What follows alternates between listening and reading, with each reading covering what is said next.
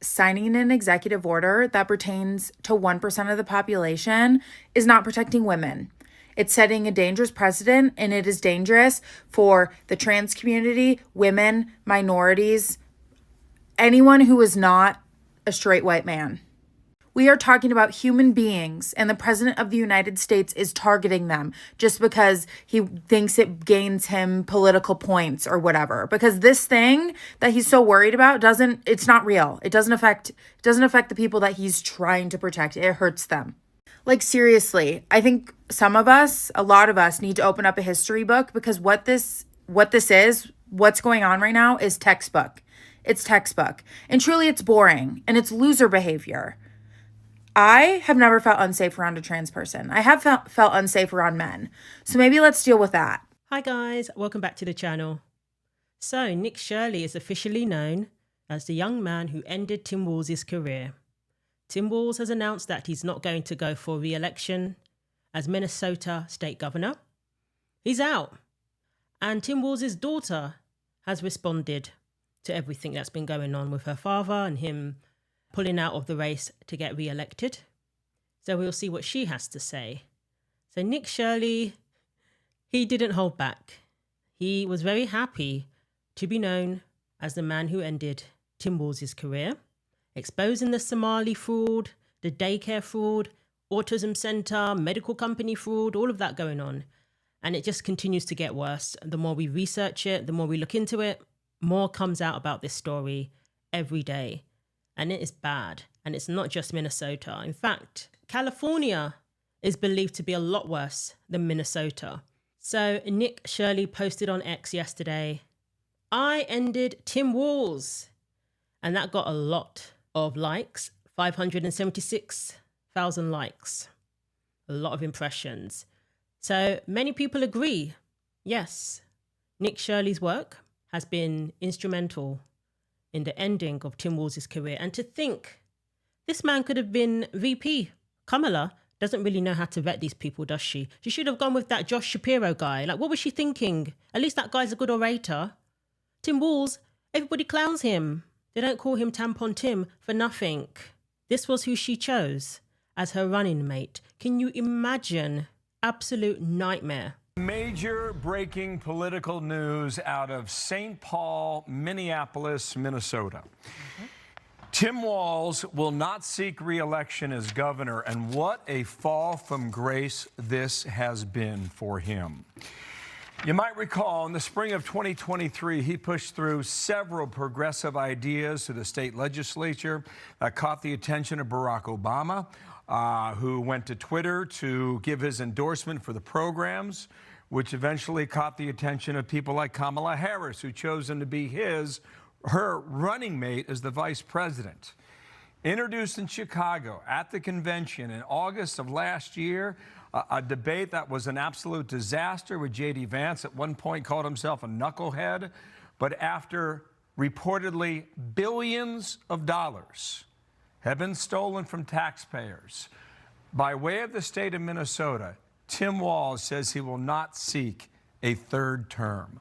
What a remarkable 2 years in the national spotlight has been for him. Some people are seeing this as an admission of guilt. And, people are saying that there's more to come out about him. So that's why he's running now. Not running for re-election, running away from politics. And where's he going to go from here? There's nowhere else for him to go. So yeah, this really does look like the end of his career. Walz, who previously attacked Shirley as a far-right YouTuber and delusional conspiracy theorist, didn't name the independent journalist when announcing his decision. The political gamesmanship seen the Republicans is only making that fight harder to win, Walz said in a statement. But as I reflected on this moment with my family and my team over the holidays, I came to the conclusion that I can't give a political campaign my all. Every minute I spend defending my own political interests would be a minute I can't spend defending the people of Minnesota against the criminals who prey on our generosity and the cynics who prey on our differences. Yeah, right. Yeah, that's what it's about. Please. So I've decided to step out of the race and let others worry about the election while I focus on the work. The work It doesn't make any sense. If you wanted to focus on the work, improving Minnesota, you would run for re-election. No better position is there to do that. But no, you're running away. Shirley responded directly to Walz's message on X. You should have put Minnesota first when you had the chance. Instead, you let billions of dollars of fraud happen across your state. I hear Quality Leering Center is hiring.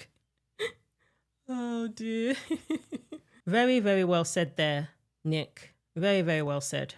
And in the past, Tim Walz has admitted that the buck stops with him.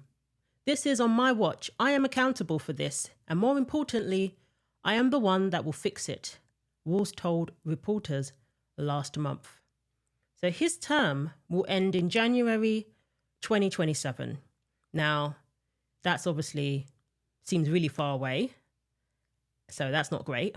But at least we have a date, an end date. And I'm sure the ladies in Shakopee, female-only prison, are happy to hear this news. Hopefully the new governor will not put men in women's prisons, will not allow that. That state law can be changed to put an end to that nonsense. But most importantly, hopefully state law can be changed so that if Tim Walz goes to prison, he's not going to end up in the women's prison too. So Scott Jennings posted this, him over the years pointing out everything about Tim Walz that we cannot stand. But I'll tell you who is a complete piece of shit. I'm going to tell you right now. There have been a lot of swear words at this table Tim today. Walz. Okay. Walz does not belong at this level of American politics. Vance does. Final verdict, Tim Walz wandered into the wrong bar tonight. The governor of Minnesota, the Democratic candidate for vice president, wish casting the death of the president of the United States. I don't care how much you hate your political opponent, wishing death upon them and joking about it means you're a broken-brained SOB, and that's what he is. Walz is a buffoon. I'm sorry. This guy, he's the only school teacher in America who brags that none of his students can get into an Ivy League school. He's had one consequential press interaction with our Dana Bash, who asked him about the fabrications in his own resume, and his answer was essentially, me no understand words good. I mean, is a buffoon. I think when your signature move is jazz hands, you're not as up on the white guy code, maybe, as you think you are.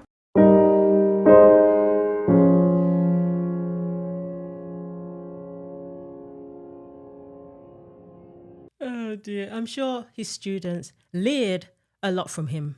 So he's taken no responsibility for the fraud.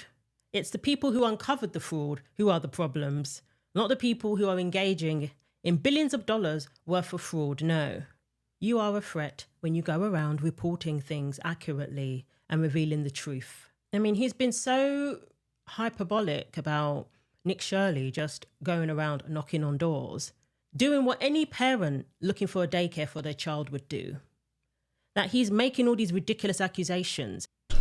We've got conspiracy theorist right-wing YouTubers breaking into our daycares, demanding access to our children. We've got the President of the United States demonizing our Somali neighbors and wrongfully confiscating funds that Minnesotans rely on. It's disgusting and it's dangerous. So when he's asked about him stepping down, he doesn't like the questions, he can't handle the heat.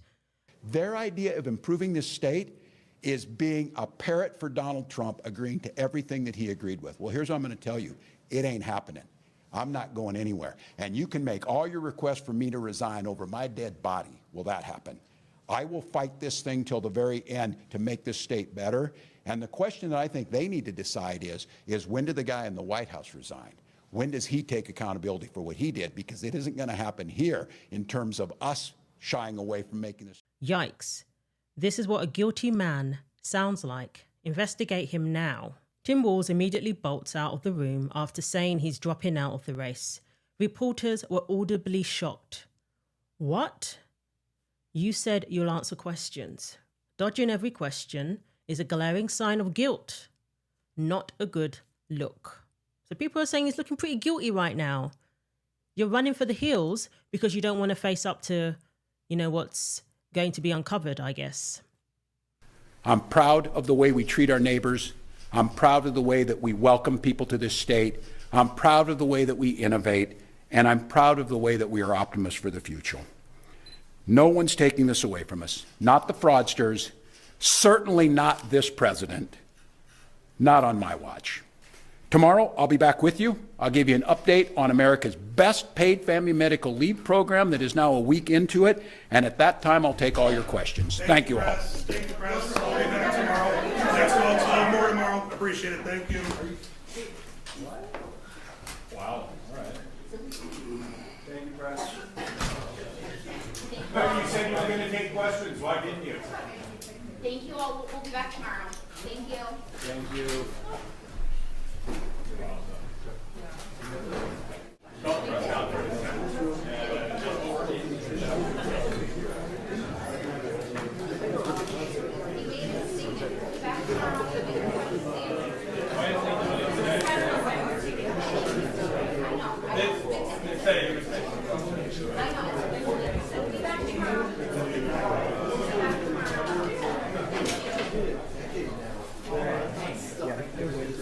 I mean, this is clearly a very important moment in Tim Walz's career.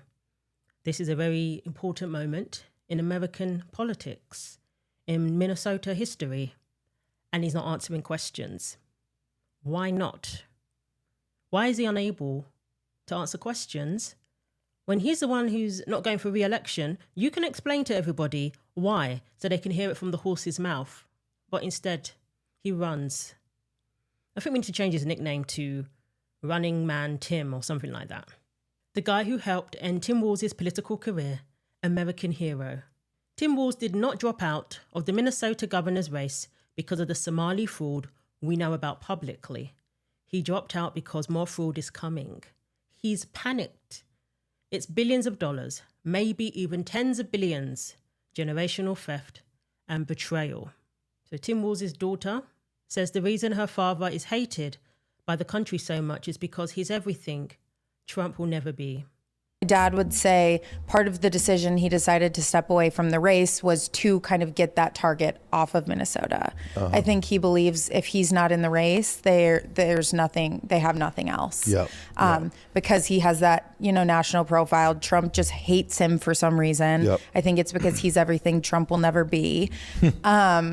So there's that. And I think without him in the race or trying to, continue governing the state past next year, I think he thinks that kind of the target will be off. She's saying the quiet part out loud. When you are running for a position in politics, you're running for governor, you're running for president, you're running for senator, they dig up everything about you, everything. Who knows what's going to be revealed? It's not going to be good. Based on what is coming out about the fraud, clearly he doesn't want people to do more digging. The spotlight will be on him while he's running for governor. And can he say that his hands are clean and they have nothing on him? So she is saying the quiet part out loud. It's not to protect Minnesota from Trump. Stop it. I think Tim Walz hates Trump more than Trump hates Tim Walz.